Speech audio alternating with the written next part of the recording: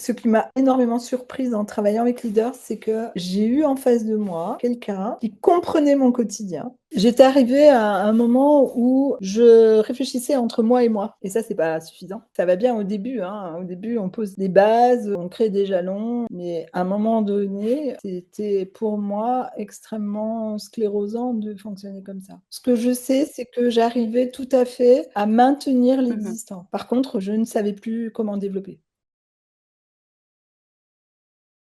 Alors, je suis Laurence Mialaret, je suis CEO des centres de gestion du stress, une création en 2007 avec une vocation qui est d'amener la prévention santé dans le monde de l'entreprise. C'est une équipe de 25 centres répartis sur l'ensemble de la France, pilotée par un comité de direction, validée également, nos actions sont validées par un comité scientifique, nous sommes accompagnés par un DPO et évidemment, nous avons une politique RSE.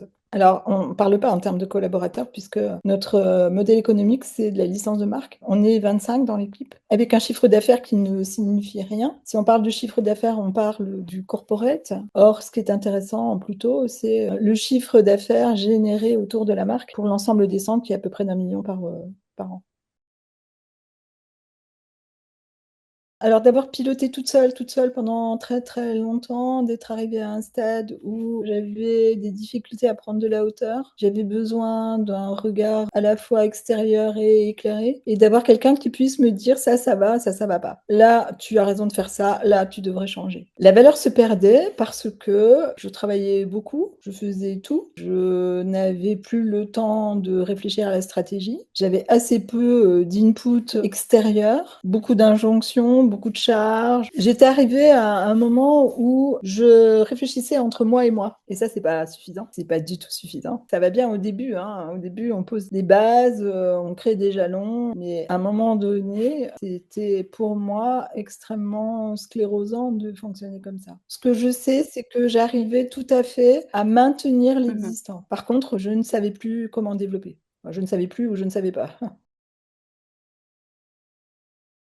Vous savez, une entreprise qui, reste stable, à un moment donné, dégringole. Donc cette stabilité me faisait très, très peur. Je me disais: «Si je n'arrive plus à développer, je vais pas pouvoir continuer». J'avais besoin de quelqu'un comme Sandrine pour me dire: «Arrête, c'est mieux» ou «Continue et si tu continues, fais-le plutôt comme ça que comme ça». Moi, je cherchais de la sérénité qui ne serait pas venue si j'avais pas mis de la clarté. C'est de me dire: «Bon, le paysage, c'est celui-là. Après, tu l'acceptes ou pas, tu le changes ou pas, mais quel est le paysage?» Et quand on est seul, c'est difficile, à un moment donné, de voir le paysage de façon objective. Alors, j'ai pas forcément plus délégué, mais oui, il y a des choses que j'ai arrêté de faire, c'est-à-dire de travailler, 7 jours sur 7. Oui, ça, j'ai arrêté et c'est étonnant parce qu'en fait, quand on travaille 7 jours sur 7, on est persuadé que si on ne fait pas ça, on se met en danger. Or, quand on ne fait pas ça, on récupère de la bande passante, de l'énergie et on ne met rien en danger, au contraire. Déjà, l'exercice était extrêmement intéressant d'expliquer qui on est, comment on fonctionne. Moi, ça m'obligeait à verbaliser des choses qui étaient dans ma tête et qui tournaient entre moi et moi et là où Sandrine m'a vraiment alertée, c'est qu'elle m'a dit: «Tu fais partie des CEO qui ont tout dans la tête et si demain tu pars, tout s'effondre». Ça, c'était à la fois très, très juste quand elle me l'a dit, ça me paraissait totalement évident et en même temps, ça m'a fait très peur et c'est là que, j'ai construit une data room, j'ai mis en place des process, que j'ai sorti de ma tête tout un tas de choses en me disant: «Demain, c'est plus toi, faut que ça fonctionne quand même». Mais je l'avais pas vu ça, hein. Pour moi, ça pouvait pas être autrement. C'est moi qui pilote, c'est moi qui l'ai créé et c'est moi qui décide donc c'est dans ma tête et ça va bien comme ça. C'était une grosse erreur, grosse, grosse erreur. D'écrire les process. Quand j'ai écrit les process, ça m'a permis déjà d'en remettre certains en question, de me dire qu'il manquait des morceaux. Si vous voulez, quand vous fonctionnez tout seul, vous vous ajustez et c'est pas grave. «Ah oui, non, mais ça, je vais pas le faire comme ça, je vais le faire comme ça». Quand on s'oblige à écrire les process pour quelqu'un d'autre, alors là, c'est une autre histoire, hein. C'est un tout petit peu plus compliqué.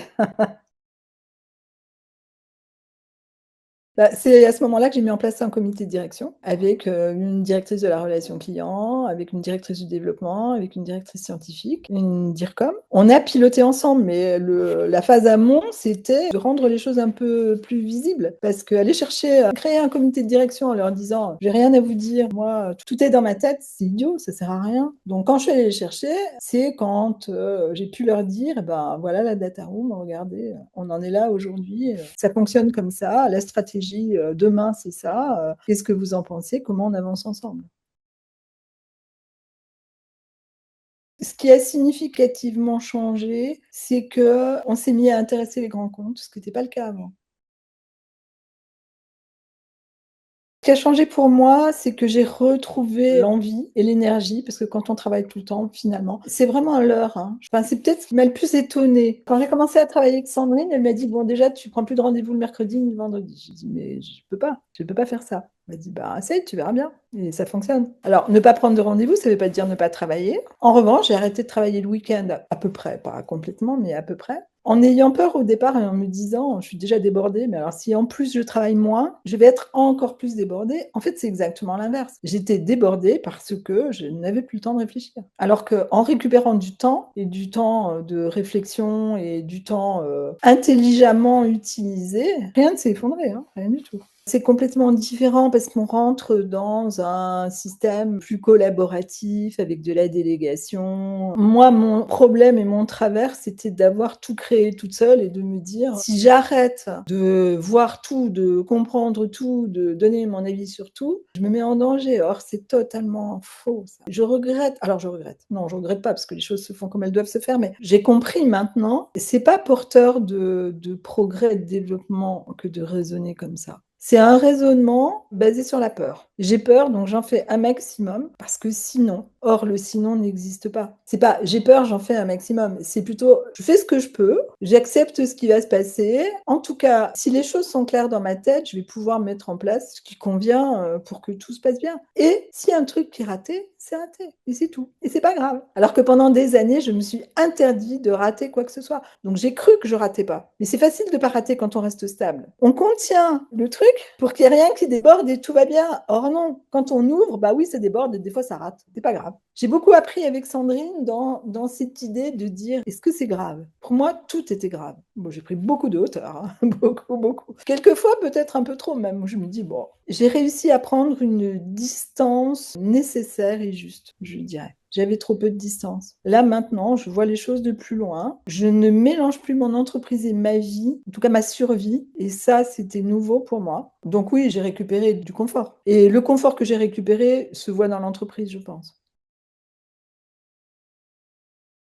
Ce qui m'a énormément surprise en travaillant avec Leader, c'est que j'ai eu en face de moi quelqu'un qui comprenait mon quotidien. Sandrine n'a jamais été dans le jugement ni dans l'injonction. Bon alors ça, faut pas le faire comme ça, est-ce que tu comprends bien? Si tu le fais comme ça, c'est pas possible. Bon, ça, j'ai jamais entendu ça. J'ai entendu: «Oui, c'est vrai, ça, c'est difficile. Ouais, moi aussi je l'ai fait et oui, je comprends, ouais». Et on a construit sur quelque chose d'extrêmement bienveillant. Et pour moi, c'était important parce que quand, on est un tout petit dirigeant, hein, comme moi, qu'on travaille énormément, alors celui qui arrive en vous disant: «Non, mais ce que tu fais, c'est nul», ça franchement, c'est compliqué, hein. C'est très compliqué. Ce qui a fait que l'accompagnement avec Leader, ça a été important pour moi, c'est que j'ai eu à côté de moi, en permanence, quelqu'un qui m'a dit: «Oui, c'est pas grave, c'est normal que tu aies fait ça, regarde, si tu le faisais comme ça changerait quoi?» Et on a cheminé ensemble. En fait, j'étais plus en apprentissage avec un accompagnement extrêmement bienveillant, agréable, pertinent et éclairé, hein. Moi, des gens qui me disent: «Ah, c'est bien ce que tu fais», tu sais,